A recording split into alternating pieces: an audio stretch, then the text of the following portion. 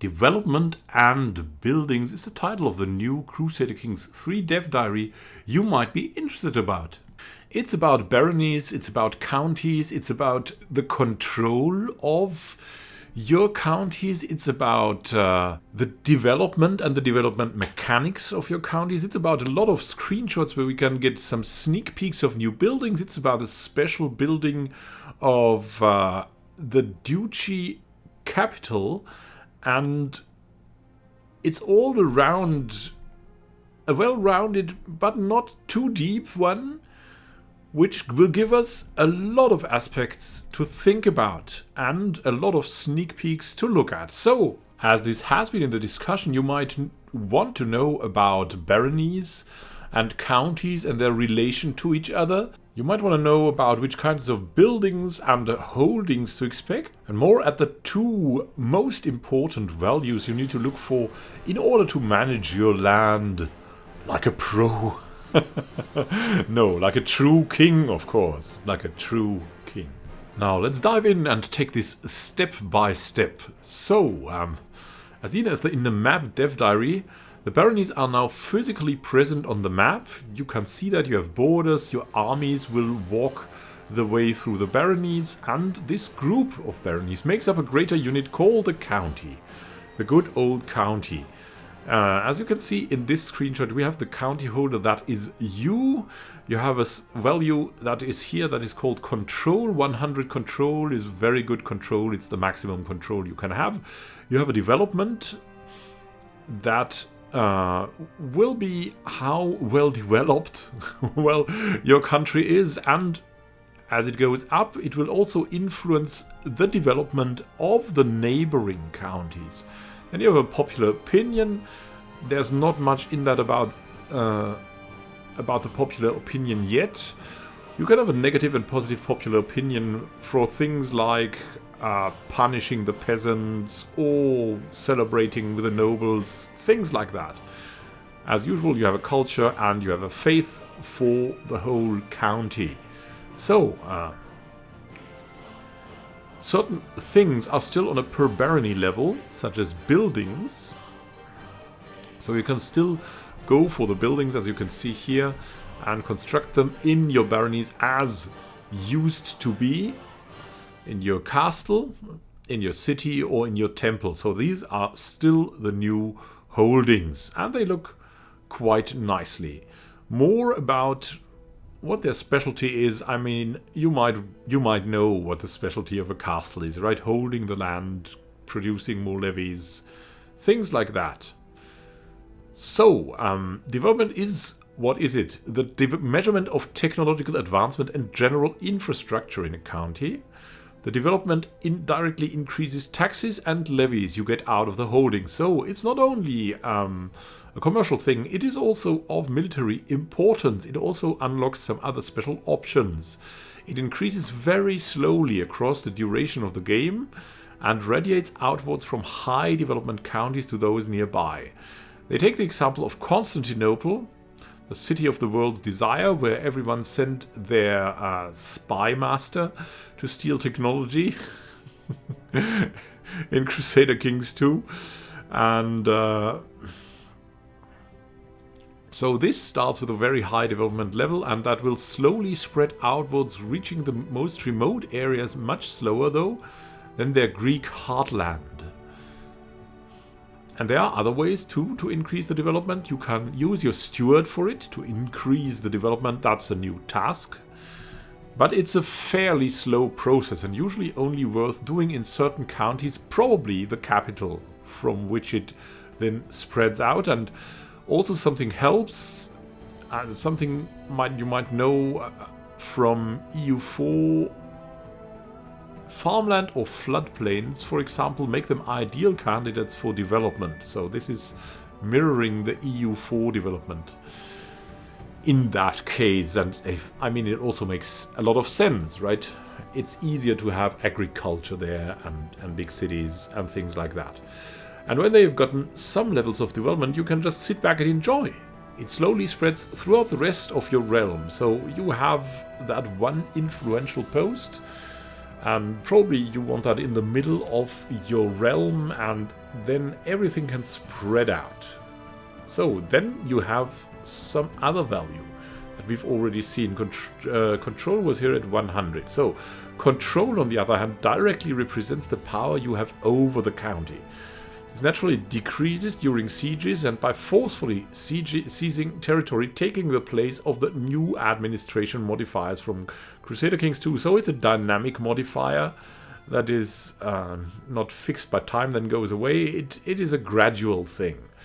As you can see by the value of 100, there's a lot probably between 1 or 0 and 100. If you don't pace yourself and use your marshal to increase control in newly conquered territories, you might find yourself with a slew of useless land. So it's very important.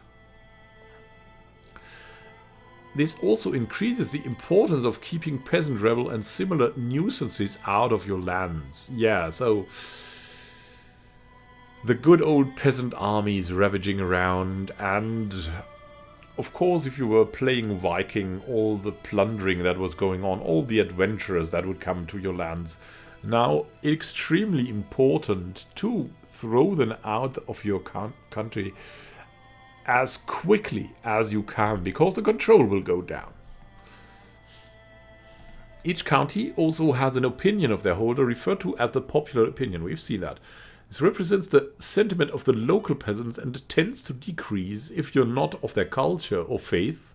So there's more problems for people of a different culture or faith. Promoting the use of local lords, vassal of the local culture and faith, to handle such territory for you. As converting it will take quite some time, as we are used to. Unhappy counties tend to cause problems down the line, which will come in another dev diary. The problems are probably very interesting ones, as we're used to. So, the holdings themselves. Each county will have a certain amount of slots available for baronies, as it is right now, basically, where you can construct whatever, a temple, a city, or a castle. And this still stays that way, with some being constructed at the start and others not. The three core types of holdings remain unchanged. Castles, cities, and temples make up the majority of holdings on the map, each with their main purpose. Castles provide levies and fortification, cities provide taxes with a secondary focus on development, and temples provide an even mix of taxes and levies with a secondary focus on increasing control. This means that if you want a county to develop really fast, building many cities might be the right thing for you. If you want a resilient domain, perhaps you want to prefer castles, and if you want a balanced domain, you will go for temples. Or you could just take one of each and also have a balanced domain. Probably, maybe even the better choice. Based on the terrain of the province, each holding has access to a number of buildings. Regular buildings primarily focus on increasing the taxes and the levies. So the levies is your new army that you can draft.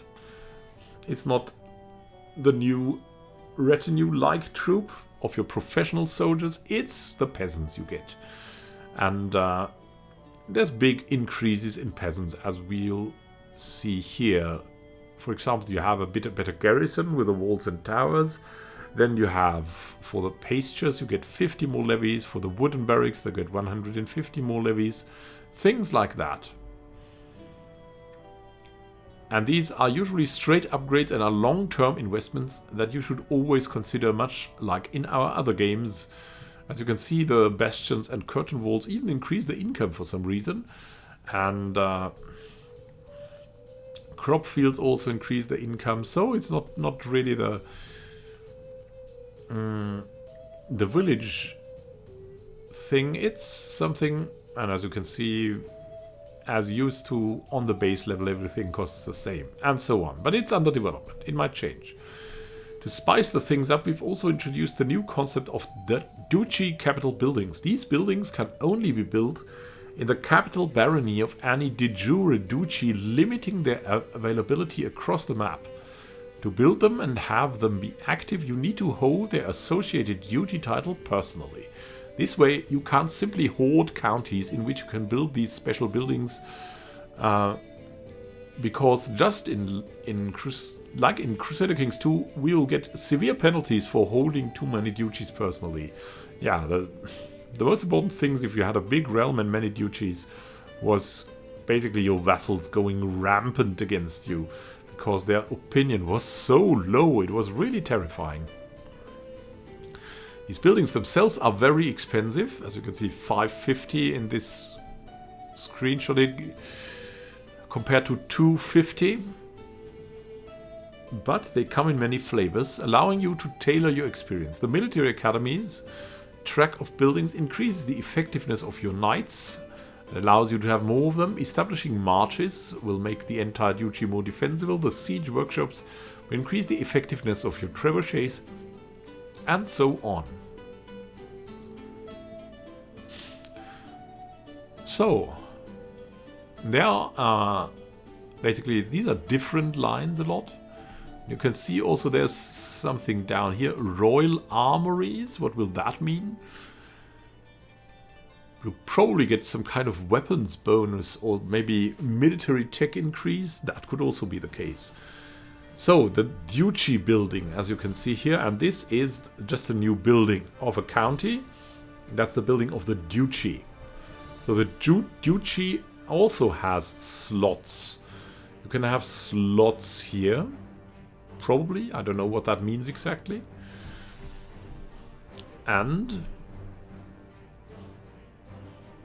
that's the earldom. That's the county. These can maybe later be unlocked. These are there, and there's something to be built on. And I don't know, you probably have one duchy building slot if you have that idea for the capital building of the de jure duchy. So what I think of this is a very nice idea.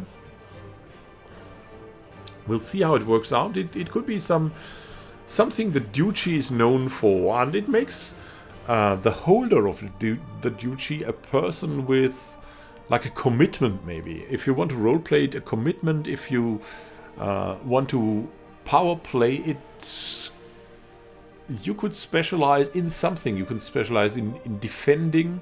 You could specialize in a very knightly army. You could specialize in taking many things by sieges, that you produce very good siege weapons here.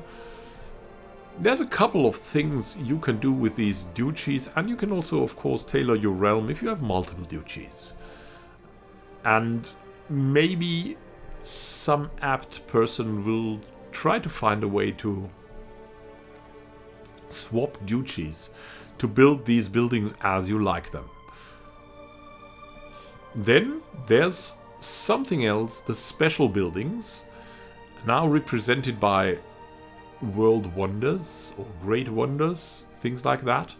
These aim to represent historical buildings, and I really like that aspect because it's just something that can be added, and that adds also to the historical background, to the immersion. It reminds me a little bit also of the historical immersion mod of Crusader Kings 2. So it adds historical buildings, both ancient and those built during the time period, placed in predetermined baronies on the map. You have the usual suspects as the pyramids or the Colosseum, along with more fringe or lesser known constructions such as Offa's Duchy or the Buddhas of Bamiyan. Some of these will be possible to construct during the course of the game, so you can make that special thing happen, such as the Tower of London or the Alhambra. And all of these constructions provide unique and interesting bonuses, with some of them being represented with 3D models on the map. Very nice. So that's a step towards the depiction, or somehow like in the new Civ games. I like some graphical goodness. As long as it's not too comic-y, it will be an enhancement. Definitely an enhancement to the map. At the moment, I really like the map for its usability, but yeah, it's not a joy to look at always. And what they're doing here looks very promising. It doesn't look like it's coming from a Disney cartoon, so it's gonna be good, I think.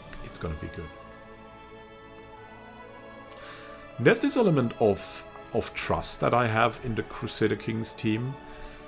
It seems like they figured out something with Crusader Kings 2, and I hope they continue to do that with Crusader Kings 3. I think it looks promising. The development and building stuff looks good. It's not like over the top like some things in the recent development of EU4.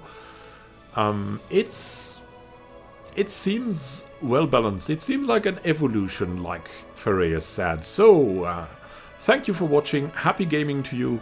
We'll see each other in a next Dev Diary or in the still ongoing Crusader Kings 2 run that I have, The Lords of the Fjords, about Norse Vikings and about mostly role-playing the people personally. So, if you want to stay in contact, subscribe with a bell. I'd be really happy if you did. In any way, happy gaming to you and have a good time. Until next time, this is Immanuel signing out.